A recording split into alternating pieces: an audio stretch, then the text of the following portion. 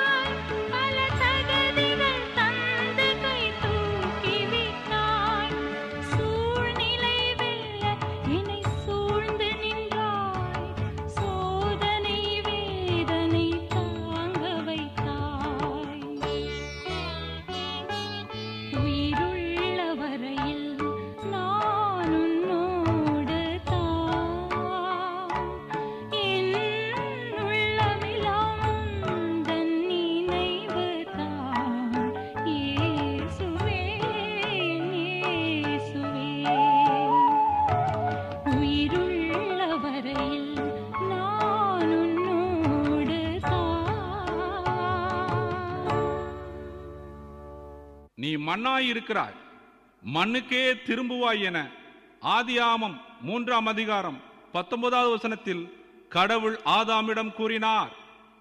இவ்வார்த்தைகள் நாம் ஒவ்வொருவருக்கும் கூறப்பட்டிருப்பவையே. மண்ணிலிருந்து உருவாக்கப்பட்ட நாம் ஒரு நாள் அந்த மண்ணுக்கே திரும்புகிறோம். நாம் அநியாயமாக தேடிக்கொள்ளும் பட்டம், பதவி, செல்வம், செருக்கு ஆகிய அனைத்தும் நம்மோடு கூட வருவதில்லை. அழகு, அந்தஸ்து, பெருமை ஆகியவையும் நம்மை கைவிட்டுவிடும். ஆகவே மனிதா, இன்று உன் நிலையை எண்ணிப்பார்.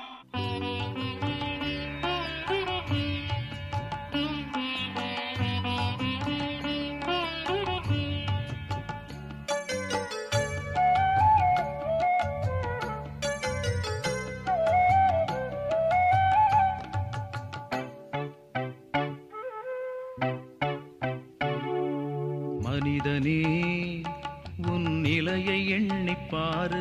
நீ மண்ணில் இருந்து வந்தவன், இம்மண்ணுக்கே திரும்புவாய். மனிதனே, உன் நிலையை எண்ணிப்பாரு.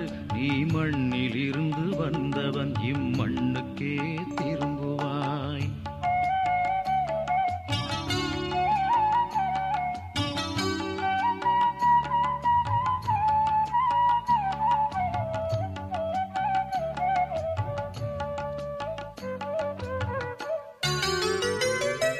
செல்வம் உனக்கு வேண்டாம், செருக்கும் உனக்கு வேண்டாம்.